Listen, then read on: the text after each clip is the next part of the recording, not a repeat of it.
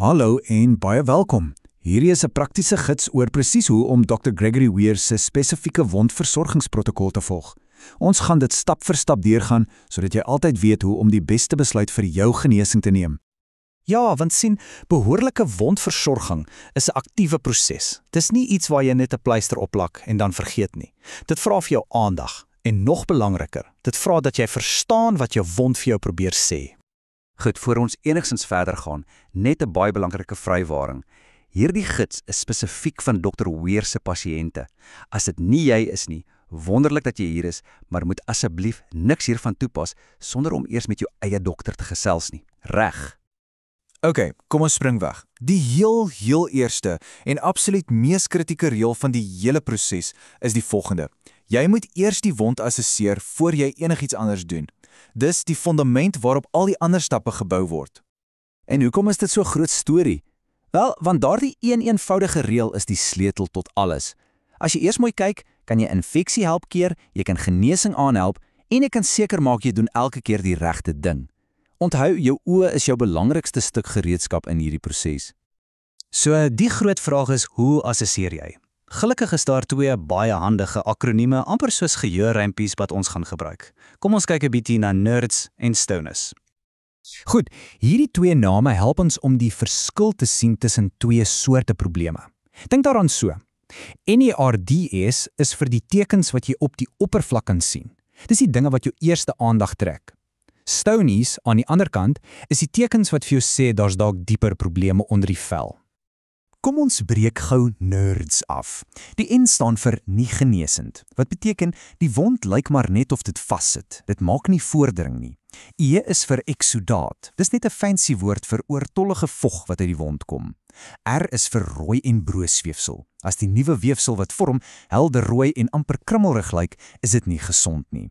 D is vir debriesweefsel, wat basies enige dooie weefsel of gemors in die wond is. En laastens S vir slegter reuk. 'n Wond wat nie lekker ruik nie is amper altyd 'n teken van bakterieë. Goed, nou vir STONIS. Hierdie tekens is 'n bietjie ernstiger. S is vir stelling in grootte. Met ander woorde, die wond word groter, nie kleiner nie. T is vir temperatuurverskil. As die vel rondom die wond merkbaar warmer voel, is dit 'n teken van inflammasie. O is vir os, dis Latyn vir been. Dit beteken jy kan letterlik been in die wond sien. N staan vir nuwe deurbraak, so nuwe sere wat rondom die oue begin vorm. Die twee E's is vir eksudaat, wat ons nou al ken, en edeem of eriteem. Dis net mediese terme vir swelling en diepe rooiheid. En laastens, weerse vir slegte reuk. So hier's die belangrikste punt om te onthou. As jy enige van daardie STONIS tekens sien, is dit 'n rooi vlag. Dis nie iets om te ignoreer nie. Dit kan beteken daar's 'n dieper infeksie wat dalk antibiotika nodig het en dan moet jy die spreekkamer kontak. OK, so nou dat ons weet waarna om te kyk, kom ons praat oor wat om te doen. Hier is die presiese stap-vir-stap proses om jou wond reg skoon te maak en te verbind. Reg, kom ons begin met higiëne. Dis nie onderhandelbaar nie. Stap 1, was jou hande deeglik. Stap 2, trek skoon handskoene aan. Stap 3 is krities. Gooi jou skoonmaakmiddel in 'n aparte skoon bakkie. Moet nooit ooit die gas direk in die hoofbottel druk nie, want dan besoedel jy die hele lot. Gebruik dan een stukkie klamgaas vir die vel rondom die wond en dan 'n nuwe, skoon stukkie vir die wond self. Volgende, dokumentasie. Dit klink dalk na moeite, maar dis vreeslik belangrik. Neem gou 'n foto met 'n liniaal langs die wond. Dit help ons om vordering te sien. En dan, gebaseer op jou assessering, kies jy die regte verband. Sit hom op, bedek dit met 'n standaard verband en as dit op 'n arm of been is, 'n ligte kruipverband. En let asseblief op, as jy chroniese venese ontoereikendheid het, is dit absoluut noodsaaklik dat jy jou spesiale kompressieverbande gebruik. Goed, jy ken nou die tekens en jy ken die stappe. Hoe pas dit alles nou in mekaar? Kom ons verbind die kolletjies en kyk hoe jou assessering jou direk na die regte besluit toe lei. En dit bring ons by die kernvraag van die hele proses, né? Jy het die wond skoon gemaak. Jy het mooi gekyk van NERDS of STONIS. Nou staan jy met die verbande voor jou. Watter een is die regte een vir vandag?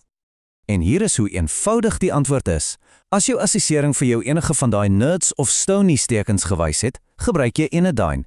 Dis die jodiumverband wat help om die bakterieë dood te maak. As die wond mooi skoon lyk en daar is geen waarskuwingstekens nie, dan gebruik jy Adaptec.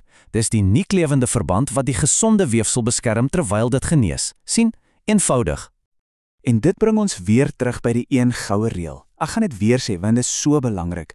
Jou assessering bepaal jou behandeling. Dis nie 'n raaispeletjie nie, dis 'n logiese proses. Jy kyk en wat jy sien, vertel jou wat om te doen. En heel laastens, onthou asseblief, jy's nie alleen hiermee nie. As jy ooit onseker is, as iets net nie reg voel nie, of as jy net 'n vraag het, moenie huiwer nie. Die laaste en belangrikste stap is altyd om te bel en te vra. Dis waarvoor die spreekkamer daar is.